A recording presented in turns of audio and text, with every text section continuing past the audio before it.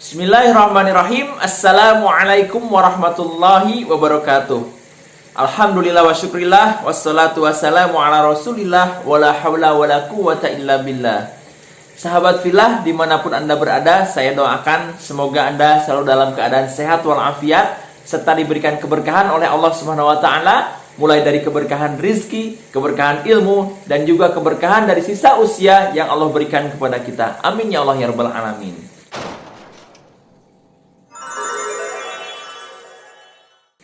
Di video kali ini, saya akan membahas sesuatu hal yang sering terjadi dan sering dialami oleh generasi muda saat ini.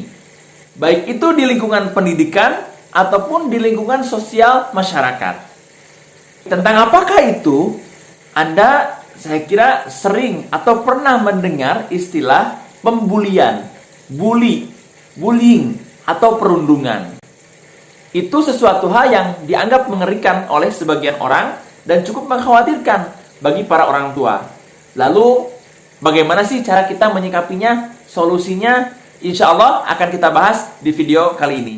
Oleh karena itu, tonton video ini sampai selesai. Mudah-mudahan bisa menginspirasi dan juga bisa menjadi solusi serta jawaban dari kekhawatiran kita selama ini. Amin ya rabbal alamin.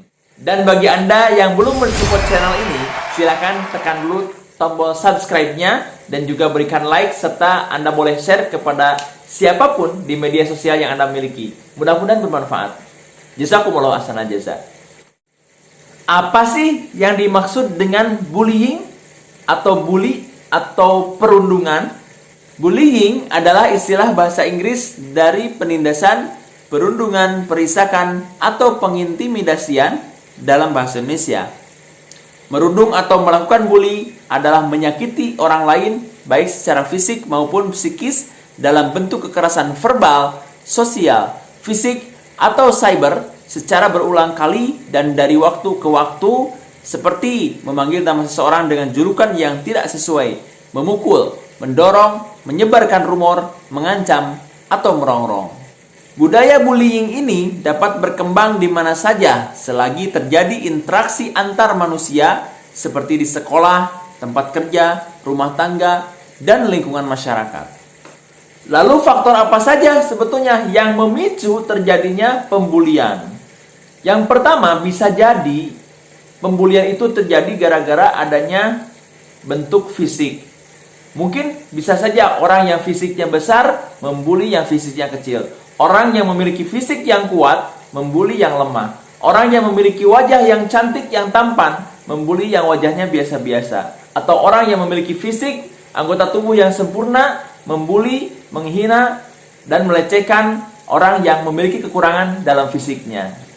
Kemudian yang kedua, dari status sosial. Biasanya orang-orang yang merasa tanda kutip, dirinya adalah orang yang kaya, orang berada, anak pejabat, anak konglomerat, anak pengusaha, terkenal, kemudian dia dengan kesombongannya membuli kepada orang-orang yang justru status sosialnya rendah. Mungkin yang berasal dari keluarga yang tidak mampu, atau orang tuanya yang dari kalangan ekonomi menengah ke bawah, ya, dibuli oleh orang-orang yang memiliki kalangan ekonomi menengah ke atas. Kemudian yang ketiga, bisa juga karena faktor jabatan. Orang yang memiliki jabatan di sekolahnya, di lembaga pendidikannya, di kampusnya, di pesantrennya, merasa saya adalah sebagai ketua organisasi ini, ketua ekskul ini, sehingga dengan kesombongannya dia membuli kepada orang-orang yang mungkin tidak punya jabatan, hanya anggota biasa. Loh, kok bisa ya terjadi pembulian?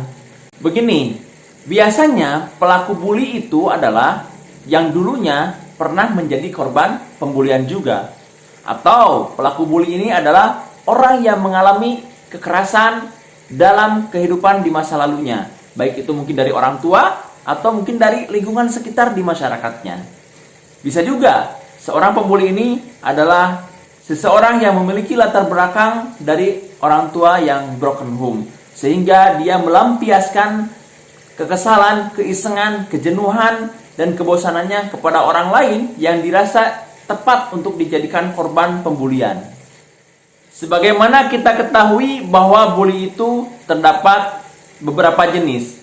Ada bully yang berupa verbal, yaitu pembulian yang dilakukan dengan kata-kata, baik itu hinaan, pelecehan, kemudian cacian, makian, olok-olok, dan sebagainya. Yang kedua, pembulian secara fisik. Nah, ini lebih parah lagi. Ini karena ini sampai ada sentuhan fisik yang menyakiti bagian tubuh korbannya. Alhamdulillah, ya. Baik itu mungkin pukulan, dorongan, ya. Pokoknya ada sentuhan dari si pelaku kepada korban secara fisiknya. Kemudian yang ketiga, ada pembulian secara sosial. Ini lebih parah lagi nih, ya. Sudah mau dibully tapi di hadapan orang banyak. Atau yang melakukan pembuliannya adalah jumlahnya cukup banyak dan disaksikan oleh banyak orang juga perilaku atau perbuatan pembulian tersebut. Nah, yang terbaru adalah adanya pembulian secara cyber. Pembulian secara cyber ini tidak melihat orang kuat, orang lemah, orang kalangan sosial atas, kalangan sosial rendah, atau punya jabatan atau tidak. Untuk kejahatan atau pembulian secara cyber ini bisa dilakukan oleh siapapun.